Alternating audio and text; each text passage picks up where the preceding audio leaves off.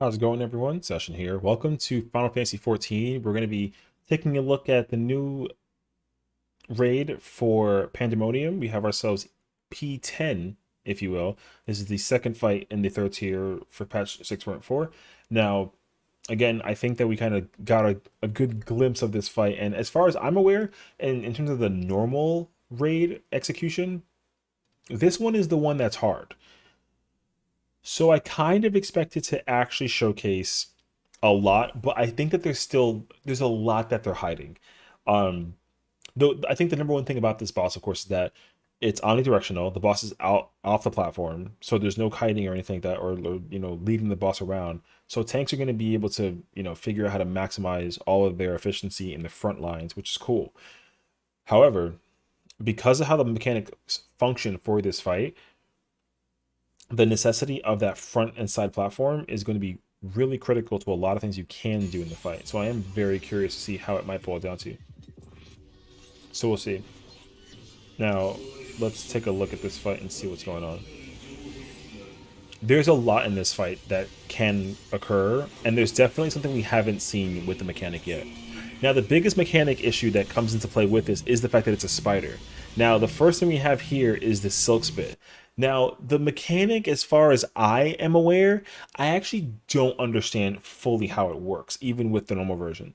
And I say this because of at least my exposure to it so far. So, as far as what I think, there's a moment in time where the boss will use a move that drops like webs, and the webs are actually used to create bridges to the platforms that are further on the side. Now, if you have a silk spit on you and you see that I have a tether to the actual small little nook, it looks like this thing over here, except it's on my side. I do believe that it actually destroys whatever tether you have to that bridge. And that obviously poses a little bit of an issue because you don't want to expose um a mechanic and have people go to the sides of the bridge to execute it, but then like kind of keep them gated on that side. You're I don't believe you're supposed to necessarily do that. I think you want to specifically make sure that the bridges, as far as it goes for the mechanics for the fight, I don't think they should ever dissipate unless it's done so by the boss, which it could totally occur. I can absolutely see the boss being the scenario that actually forces the mechanics to be, executed or baited or removed or changed or anything of the nature. So you'll definitely get a look into it as we see it. So the other problem with this too is that like if people get tethered to either the bridge or to other players with the actual tether for the silk spit, they get webbed together, and the webbing gives you a bind because it's kind of like when you get like oh man, like that one boss from the Alliance raid where it like the spiders, it's a spider thing. So if you get hit by it, you're kind of sharing a tether that can only be broken by somebody running through it and snapping the tether basically. But the problem was that if you have that and you're tied together with other people, you actually get a dot on you and you can't move. You're bound. You're not stunned, but you're bound. So if in a theoretical perspective, right, if everyone is attached to the same spit, then I think that you're just forcibly stuck in a position. I think it's impossible to break free basically. And I think the more people that are tied to it, the more damage it'll do. So it's kind of like an iffy scenario. Because if you get hit by that attack and then you're not bouncing anybody, it instantaneously is no longer, you don't have it anymore. Now, Pandemonium Pillars is the next one thing here. Now, this one is a very unique mechanic because, as far as I'm aware, there's a lot of towers in this, and I totally expect because in the normal version, they obviously don't. They only come with a vuln up, which is not too bad because it's easy to kind of just like survive through a vuln up with some mitigation and healing efficiently enough until eventually it's too high. But if they have every player with a vuln up, or rather, if there's a magic vuln up because one person missed it, then that's going to be such an annoying mechanic to consistently survive through. Because if one person misses a tower, then it just explodes and everyone takes damage. And because the explosion itself is also a magic attack, there's probably going to be like an AoE follow up, or maybe something else might happen with the towers. It's a little unclear, but if two people miss a tower, that might be like an instant wipe. Now, obviously, there are two tells, at least we are aware of, in terms of these towers doing what they do. There's nothing above their heads, so it's going to be a point blank AoE underneath them, which is very small, easy to dodge. It's just easy to just kind of get out of the way for it. However, in this version, if you get hit by that, you get a doom, which is fascinating to me. So the fact that they actually have a doom mechanic applied in the normal variation is pretty scary, honestly. Um, the other version, there's like a little ring above the head of the like little spider thing, this little spider tower thing, and that tells you it's a donut. So I almost wonder if there's going to be like 8 towers at all times, or if there's just going to be um just towers in different places as well. Like, I'm not really too sure though what to expect, so I'm honestly very curious. Now, Ultima being a magic spell, obviously is going to hurt like a ton, and it comes with a bleed. So I think the problem with this mechanic is that if you somehow miss a tower, because the vuln up that you have is it's a 44-second vuln up at this time. So if it's a magic vuln up instead and the boss doesn't Ultima, that means that you can't literally miss a tower. Not only because it explodes and gives everyone the vuln up, but because literally it's probably going to be impossible to survive with the AoE being an attack and also the bleed. So we'll see. Now we get Pandaemonium pillars again, and again the middle one gets missed. Or does it? They get it in time? That's good. So now this time you'll see it. See, they now have the donut above their head, so it tells you that you gotta be, it's a ring in. So the other indication that makes me wonder, because when you actually look at the telegraph, they're not that big, right? It's really easy to have everyone just like stay in a position for it. The problem though is that if the towers appear in places and they cause these to appear, there's actually a couple of things you can put into mind. Because obviously, if they're towers, they're not going to appear above people's heads. So, it's not that you can all stack them in one place and then make it easily avoidable or that sort of thing. Um, so that means that the towers are going to be placed on places versus it being placed on people. So I feel like the tethers, or the towers rather, might actually be larger for the attacks that they cover, but they're obviously going to mix and match them. So there might be 8 towers, right? 7 towers are going to have a point blank, and one will have a donut. The point blank will probably be large enough to cover the majority of the platform, if not all of it. And you have to use the donut. You probably have to use the donut. Um, so I'd be very curious if that's actually the case. Because guarantee, if you touch 2 of those towers at the same time, you instantly die because it's a double doom. It activates the doom, and then the doom actually puts into place. And I do expect this meltdown attack, since it's a laser attack, it has to probably be combined with the donut. So I expect 7 towers to do that. Soul Grasp is obviously like an Akmorn 2-person tank buster. So this will hit multiplicatively. And this attack hurts even with mitigation. And the vuln up doesn't help that scenario either. I'm sure we'll see that also in some scenario. Now, Entangling Web is the first mechanic where you actually understand that they use the bridges, because the AoE specifically is large enough to cover both bridges, so it guarantees the tether between the two sides. However, at the same time, though, players randomly get telegraphed underneath them for this attack as well. So you'll see that once the actual attack finishes, it ties the bridges together. But you can also see here as well that because of probably someone, it might have actually been my positioning, I don't believe you're supposed to have these tethers across each other the way that they are, nor would this one be tethered over here. So I think that people might have been too close to these large, see, like with this one at least, like this circle AoE here was baited by a person, and it probably caused these two to technically connect, because it connects this one to this one to this one. And there's somebody that's kind of in the back left, if you will, that also was tethered to this one, that they are forming the way that they do. Now you'll see me actually hit it, and I get a heavy. It's a very quick, instantaneous heavy, but it is a heavy nonetheless. So I actually wonder it's for a mechanic later on, but I'm very curious. So now this is the scariest part. See, so my co-tank here is very smart, and he took his tether off the middle to make space for everyone else to place their platforms and, you know, to place their spits around. I obviously kept mine front just because I wanted to stay in that place. There was somebody that went to the right side, so I just didn't want to, you know, overlap it. But again, my bind was very quick. The attack, of course, is happening, and so now, again, I feel like there is something.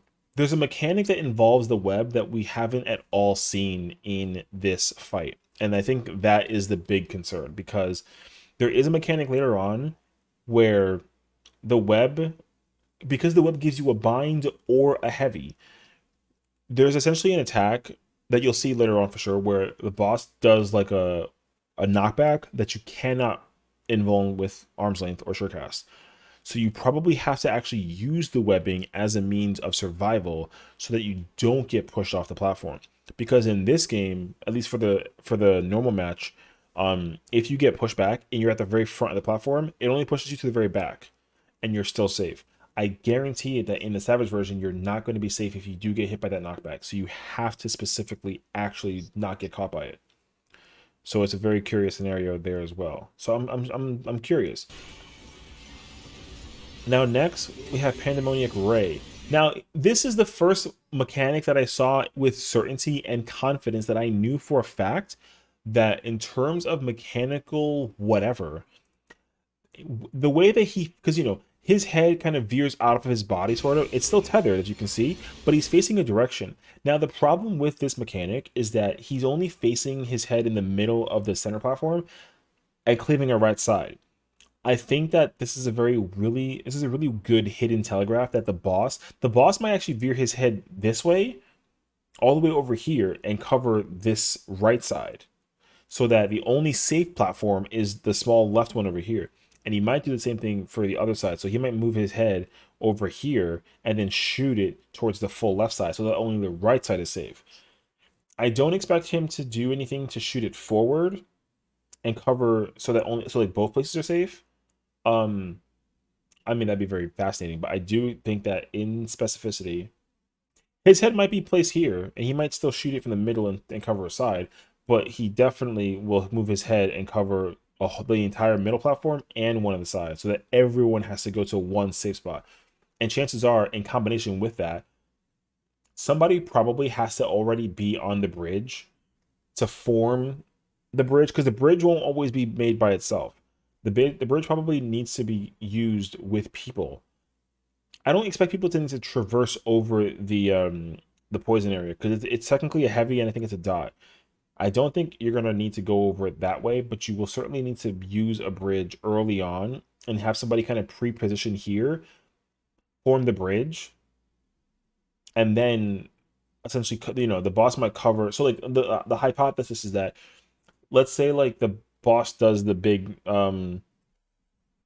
circles and covers and takes out both bridges. Um, but then another mechanic might occur and then the bridge disappears, but one person's already on the left side over here. Then that person and somebody else might have the silk spit AoE, and they both need to share the positioning here and basically serve as the bridge. Because then the boss is gonna basically use Pandemonium Ray from either here or even further from out here and cover this whole side. So everyone needs to form a bridge to go to the other side. Something of that nature. I mean, it's very interesting to see how that might point. Or sorry, rather, not him shooting it towards the party because they're forming this bridge. So if they were forming this bridge, he's gonna shoot this entire right side. So the only safe spot is that left bridge. So the person that pre-positions on this side needs to basically form the bridge so that everyone can go to this side, and then he covers the whole right side and everyone's safe. I think that's the mechanic. Because him covering only with half of it is doesn't that's not there's no way that that's the case. Parted Plumes is the next attack, and this one's kind of interesting. So this middle area, I'm pretty sure this area is completely unsafe and it kills you. Or you get like a really nasty bleed, but you also get a paralysis. If you get hit by any of the cones, there's a paralysis that happens. Now, I don't really know what this is used for.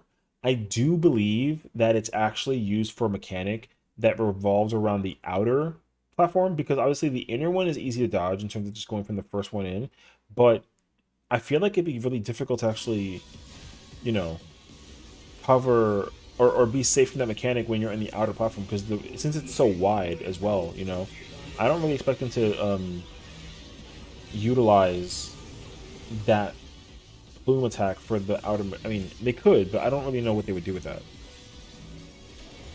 That move is honestly the one that kind of like concerns me the most, as far as I'm aware. Even though Tank Buster, obviously, we're doing okay. It's not too big of a deal. They might have. I mean, there has definitely been a recent surge of them including tank busters that kind of sort of can't be invulned. We got a taste of that a little bit in the previous expansion or previous patch with Abyssos. They kind of showcased that a little bit in P7S, but but you can still use it because it's not too big of a deal. But the way how the strats were used in Party Finder, tanks really couldn't use their invulns except for the very beginning, but it didn't make sense to do it anyway, so you might as well just hold on to it. In P8, you absolutely can't use your invuln. It just wasn't a possibility. You had to actually use it um as necessary outside of tank busters. So I feel like with this fight, they might employ the same idea.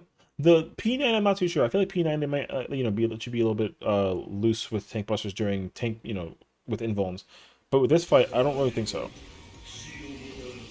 Now, Entangling Web, this time, I got a tether baited underneath me, and so did my co-tank.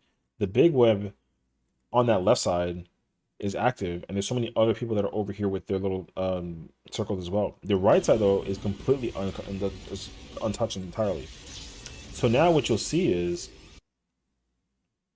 right, the difference is that there was nobody near these, but also the tethers, granted, they were all tied near this bridge. They don't form extra webbing over here. So that's the question, right? Is like, how did this bridge and this bridge get tethered between each other through here in the middle, but then also somehow down here as well? I actually don't, like I said, I don't know. But the webs were formed on this bridge and not the other one. So obviously the boss is going to do the next attack and have it cover the other side. See, so I do expect this to be a combination, but instead of covering that middle, just that half, it's going to cover the whole thing. So you have to go on the other platform to do that. Now, touchdown is a very interesting mechanic because I don't really expect it to be anything more than this, but I don't really know what to expect with that. Unless it's combined with like some kind of stack marker or something of the nature, but the reason that you need to get out of that platform is a one-shot kill guaranteed.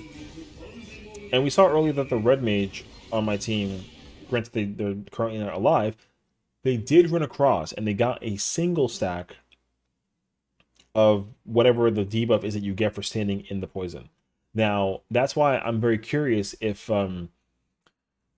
you have a silk spit tether or AoE on you, I wonder if you have to actually run across the bridge deliberately to actually do something with that. It'd be interesting to have it be a tank mechanic specifically for that purpose alone. We have these towers. Once again, they're donuts. The placement for them is kind of random, but there's definitely like 9 possible places. I think they usually are in there's only like 6, but there most likely will be more than 6 at a time. Meltdown laser, of course, occurs. Now, Harrowing Hell, this is the mechanic that everyone is, I hear so many people wondering about the mechanic for this fight. This is the mechanic that I believe requires the webbing. If you literally don't use the webbing correctly, then you won't survive this mechanic. You won't. So you'll see it here. The boss will just start to use this constant AoE attack, and it hurts. It actually hurts a lot currently.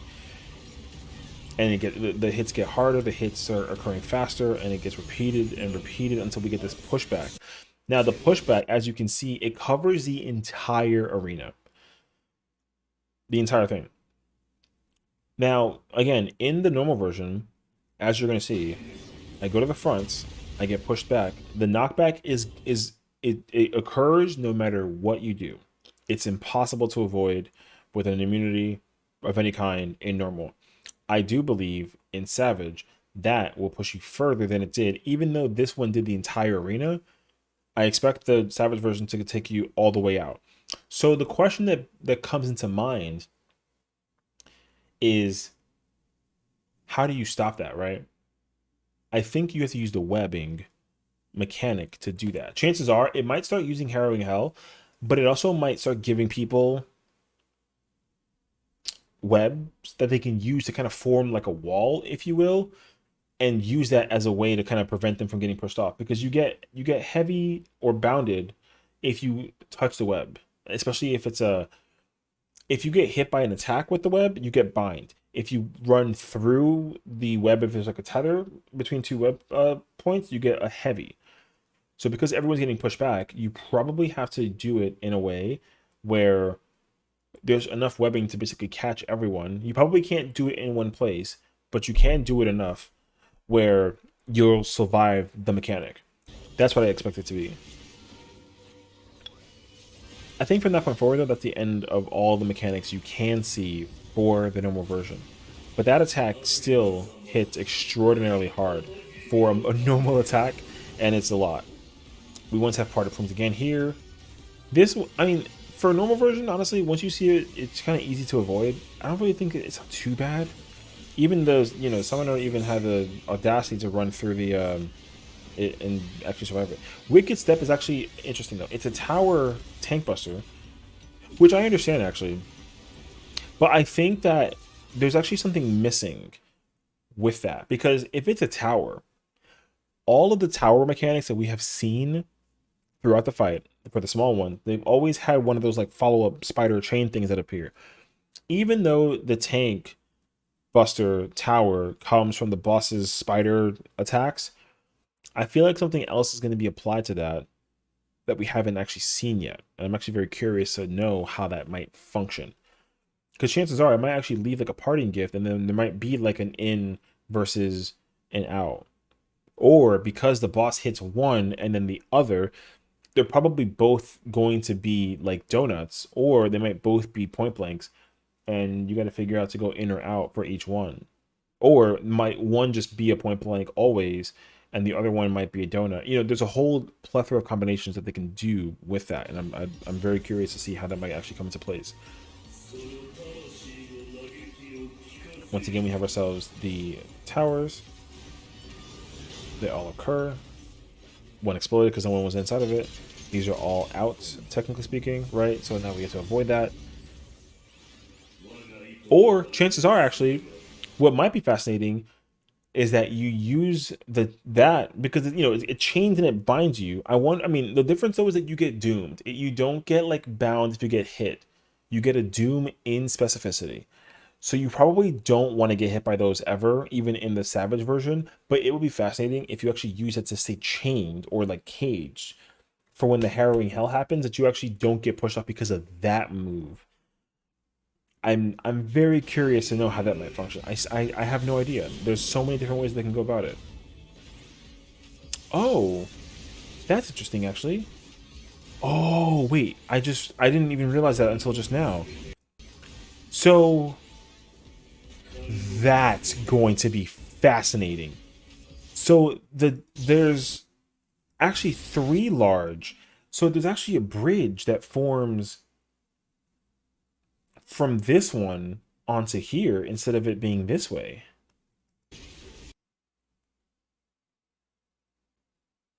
The problem though is this isn't something you can walk on.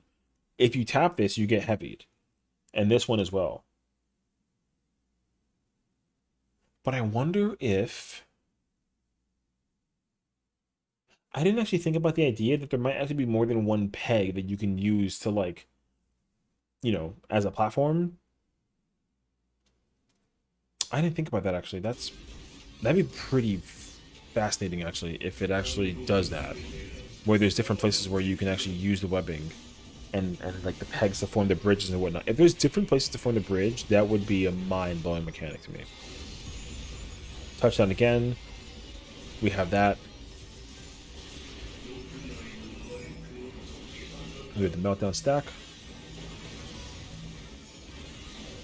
Also, because it's called meltdown, and like meltdown usually is a fire spell, I wonder if that has anything to do with the webbing. Silk spits. Everyone needs to kind of spread out, and let's see if we can pay attention to it. I would love to see if. Oh yeah, you see, so the Reaper is bound by that bridge.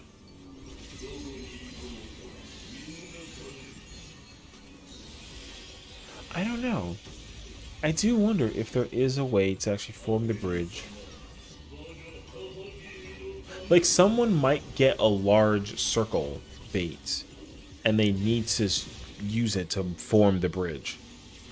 So literally, depending on how you form it or don't form it with your AoE, you might end up costing the whole raid.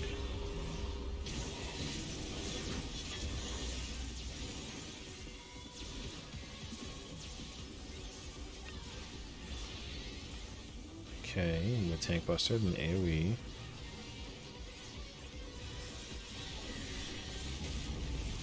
I don't know. I can definitely see. So I think in relation to the remainder of the tier, I expect this fight to be the hardest out of the three primers. So between 9, 10, and 11, I expect this one to be the one that everyone struggles with, is what I would say. I think that's primarily for three reasons. One, the platform is weird. Two, there's a mechanic in the fight. Actually, there's various mechanics. There's about like 4 or 5 that require you to actually maintain structural mobility to avoid mechanics for the entire fight. And 3, if you have any scenario that requires like a kind of like a puzzle setup for like an ultimate attack, that's going to be very difficult and complicated to decipher, and that's going to cause a lot of people to really try to figure out like what's going on. Because I do think that the harrowing hell mechanic is going to be the one that is tied to a puzzle, and you need to figure out how to, create the prevention of being pushed off the platform on top of everything else that kind of occurs. You know what I mean? So I think this fight, without question, will be the hardest fight. Comparing this fight to E10 and like O10, you know, E10 was a Shadow Keeper. That fight wasn't too bad. There was a lot of misdirectional attacks because it was a Shadow Dog thing with the orbs and the placement of where they go and that sort of thing. That was a very interesting fight. O10 was Midgar Stormer. That fight was incredibly difficult for people who had to, you know, create space and mobility for the sake of the shield and the hot tail and all that stuff and the baits and there was like exaflares and the boss spinning around and all that kind of stuff too. So I think that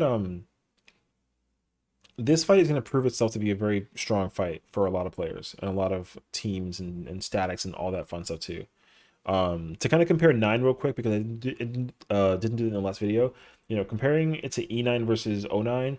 O9 was a great fight. It was structurally just, you know, you did everything you had to do from start to finish with all 4 elements with chaos. There was an ad phase kind of sort of thing that occurred. Very phenomenal fight all the way through. Very great for every class. Every job had something to do, and it was important to figure out, and it was a great fight overall.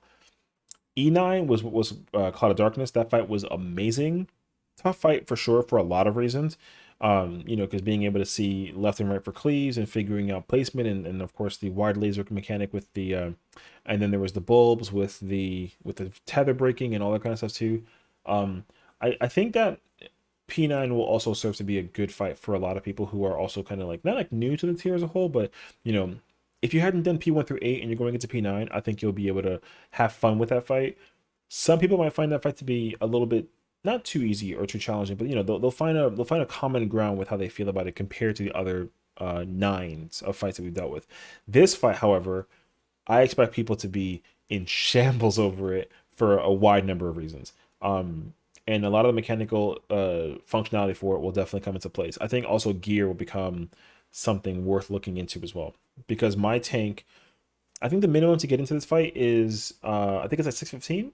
I'm at like 627, and like tank busters are almost killing me when I'm using a Dark Knight with like Dark Mind, TB, and Ablation. And I think it's being, or addled or mitigated by the healers and the DPS as well. So it still hurts like crazy. Um, so I think that there's going to be a lot of damage output coming out from this fight, and I think that's what's going to put people in a lot of blender scenarios where they're going to have a hard time trying to figure out how to actually survive the fight as a whole. Um, it's going to depend on how the whole spider web mechanic bridge thing works and all the mechanics that we haven't seen with it as well. So I'm very curious. So we'll see. Like I said, this will be the hardest one out of the three, in my opinion. But I mean, I don't think that it's going to make 11 seem like it's not a hard fight in comparison, but I think that this fight will still be the hardest out of the three in terms of progressing from start to finish. Let me know what you think. I'm very curious on everyone's thoughts about this as well. So thank you for watching. I'll see you guys at E11. Or sorry, P11. P11. Catch you.